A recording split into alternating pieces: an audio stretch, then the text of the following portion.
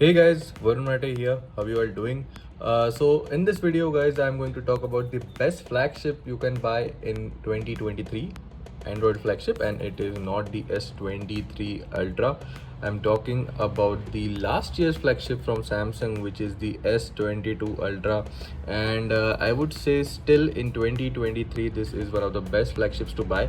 So in this video I'm going to share my experience of owning this device for close to 8 months, and how I feel still it is the most relevant flagship in this particular year, just because the prices of these devices are going up significantly, and now even in Android world we will have to rely on 1 year older flagship if you want to purchase it, because the new one just starts from 1,25,000 rupees, which is close to $1,400 in US. So let's just begin with the few important points of this devices, right from the display which is there in the front. So any mobile phone, this is for any mobile phone, is the most important part of it, and Samsung for years have been one of the best manufacturers of display. And as you can see, this is a massive 6.8-inch 2K dynamic super AMOLED display, so 120 hertz, really smooth in terms of the scrolling and everything because of the 120 hertz. Now gone are the days when Samsung devices used to lag. This is an 8 months old device and still I do not feel any lag on this device. A very powerful device, and this display definitely does justice to it.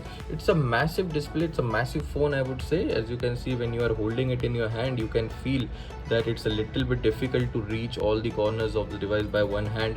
But for people who like big phones, this is definitely one to get. 6.8 inches, it's on the bigger side, but as you can see, the bezels are extremely tiny and the phone looks gorgeous. Every single time you open the device, it looks fabulous, and this is one of the reason I would suggest that this is still the best device to get in 2023. Another reason being that in 2023 Samsung has not changed the design, so S23 Ultra still looks exactly the same. There have been very slight changes to the design. It is still same boxy, and it's a sandwich between Gorilla Glass Victus 2 this time for S23 Ultra, but in this device we have Victus Plus, which is again very strong, and it feels very premium in hand, I would say. Big but very premium. The buttons are all on the right side, they are very clicky, they are tactile.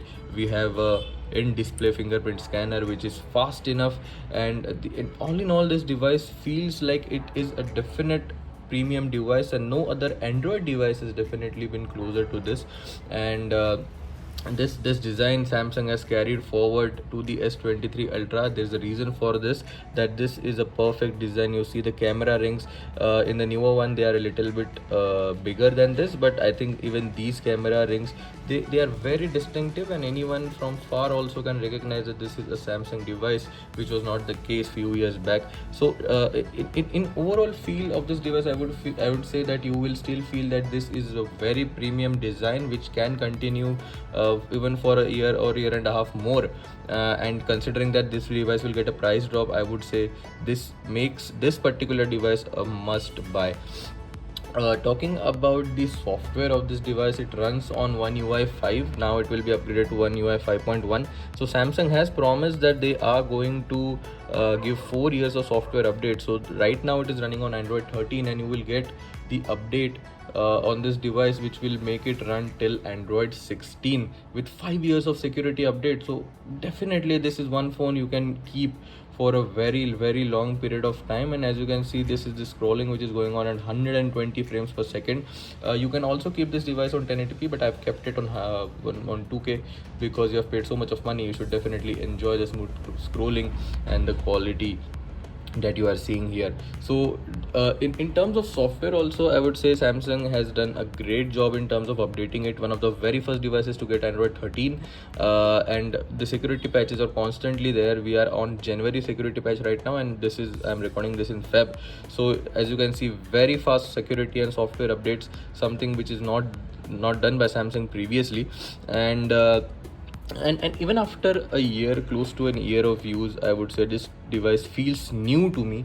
There are many minute scratches, not that I use the phone very rough and tough, but still, as you can see, if you look around the devices, it has hold really well. It's a strong device with the Victus Plus and this metal which is there on the metal rim, which is there sandwiched between the both the glasses. It is really good. A very important thing which is a part of this device now, when Samsung has banned the Note series and stopped producing it, is the S Pen. So it is very neatly housed over here, and despite that, Samsung has produced that 500 milliamp hour battery inside this device, which is fabulous. It is required for such a massive screen which runs on 120 hertz more nonetheless. So I think it's an engineering marvel. I haven't used the S Pen that much, but it has its pros and cons. It's very neatly tucked. So even if someone who does not use this for a long time, this is still a good thing to have, because there are certain functions which are carried forward from the Note series over here. So as you can see, it's a very tiny S Pen. Again, clicky button. This connects with the device via Bluetooth as well, so that you can click your photograph, which is the most important thing probably anybody will use this for. If you want to click a photograph and the phone is on a stand, or even if you want to take a selfie, it's easier than clicking on the screen. Another thing, there are multiple functions which are there, where you can select you can select the screen, right on the screen, take a screenshot and write on it immediately. You can share this AR style clips. Also you can use it for magnification, and there are multiple features. You can add some apps over here as well. Very neat and very handy feature, I would say. Even if you don't use it, just having it won't make you feel that why it is there, because this time there is no compromise on the battery or design as well. But personally, I haven't used it that much. It just stays neatly tucked in the bottom over here. The same has been continued in S23 Ultra as well. And what we talk about the battery, which is 5000 milliamp hours in this, it supports 45-watt charging. So with the 45-watt charger from Samsung, it charges in 1 hour, 0 to 100, which is really good. And the battery life for me, I would say, is good. I get constantly around 5.5 hours of screen on time, which is my measure of how I measure a battery in a device. So when you see that you get such a good battery life on a device which is so massive, I would say this is really good. Consistently we have been getting 5.5 to 6 hours of battery life, and I have Bluetooth on all the time, location on more or less all the time. So this device is giving a good battery life, and I think this has been upgraded slightly in the newer one. If you look at the S23 Ultra, the battery size is same, but the chip has been upgraded, so the efficiency would help in a better battery life, I would say. Talking about the most important part of this device is the cameras on the back. So we have this massive camera rings on the back, and the main highlight of this is the 108 megapixel primary camera, which uses pixel binning in order to take photographs. You don't get 108 megapixel shots, but they combine 4 pixels into one to get better light in the sensor. We have a 12 megapixel ultra wide camera for those amazing ultra wide shots without moving very far and getting more details. It is really helpful. The images are very crisp. We have a 10 megapixel telescopic camera where we can actually have a 10x zoom, which is optical zoom, and you can actually get that 100x zoom combining this with the 3x telephoto as well. So we can get up to 100 times, and I would show photographs just in a moment. And we also have a 12 megapixel telephoto camera in this phone. So definitely all the kind of needs are satisfied in this camera. As you can see, it looks like it has 5 cameras, but we only have 4. The last one over there on the top is the laser autofocus and the flash in between. I'm using this layers.shop skin over here. It looks really sick. My phone is actually gray and black in color, but as you can see, I'm using this. I hate cases, so this just helped me to protect the device from the scratches, and this is actually, it helps in the grip as well, which is not the case if you are using it naked without any skin or cover, because this is a very slippery surface in the back. It's matte black. On the front, when we talk about the camera over here, we have a 40 megapixel selfie camera, very capable.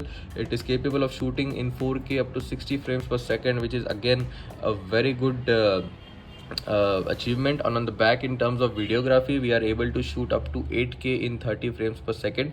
I would say 8K is not a very usable video, but up to 4K, this device definitely does what it is supposed to do. It produces great pictures, and the dynamic range in this in the pictures that you're clicking from the camera are fantastic.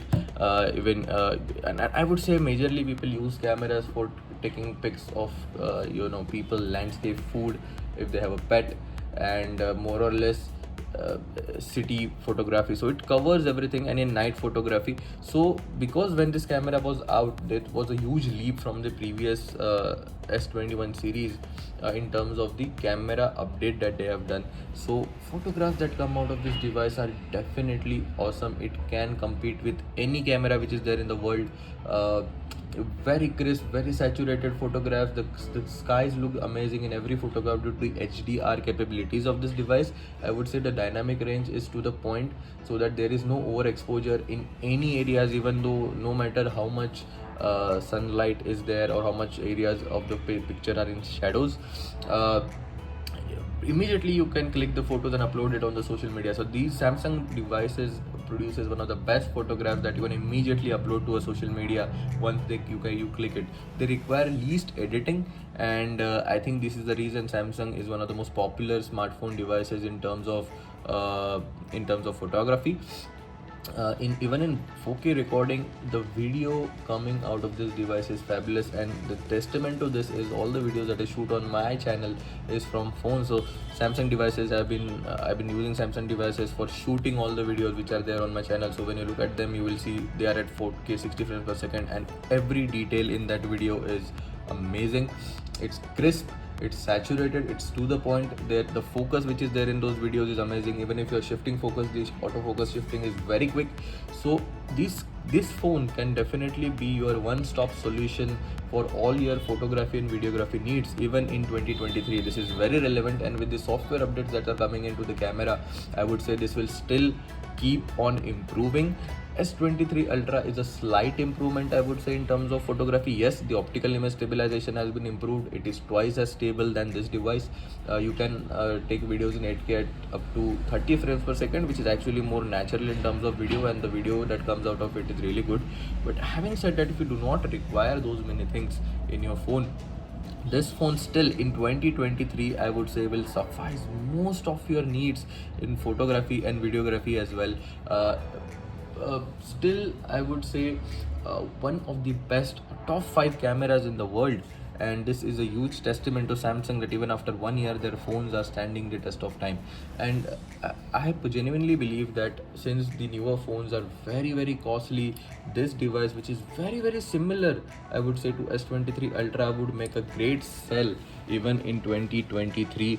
And I personally would think that this is one of the best flagships in 2023, because if you talk about value for money as well, this device will definitely give other flagships its run for its money. And something which this camera of these devices have done, that they are so amazing that the need for owning an DSLR has been almost nullified. You do not need a DSLR now with such kind of amazing phones which are there, such powerful phones in your pocket. This phone overall, if I have to sum it, it has great design, great display, amazing stereo speaker setup for your entertainment needs. It has HDR plus displays, so Netflix, Hulu, Disney Plus, Hotstar, everything, Amazon Prime runs fantastic on it. And because of this massive size, you can definitely view any content that you want to on this device. This has amazing battery life with that 5000 mAh battery. It has fast charging, which charges the phone in 1 hour. Again, very good. The S Pen, which is there right at the bottom, extremely useful. These are just some things which are not even found in many other devices as well. So this curved display looks fabulous. So all in all, in 2023, I would say S22 Ultra is still extremely relevant, and I would suggest that if you are a little tight on cash, this device would definitely serve as one of the best flagship device even in 2023.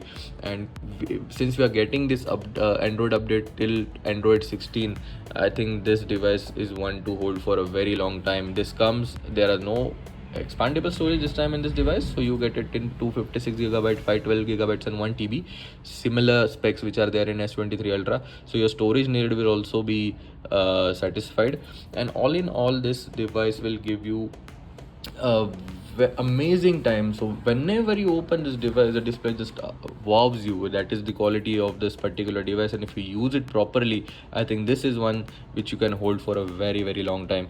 So that is it, guys. This was my all close to 1 year review of the S22 Ultra, and since S23 Ultra you'll start getting in India on 19th of Feb, I believe this video should help you to make a wise decision whether you should go for S23 Ultra or you can purchase this device.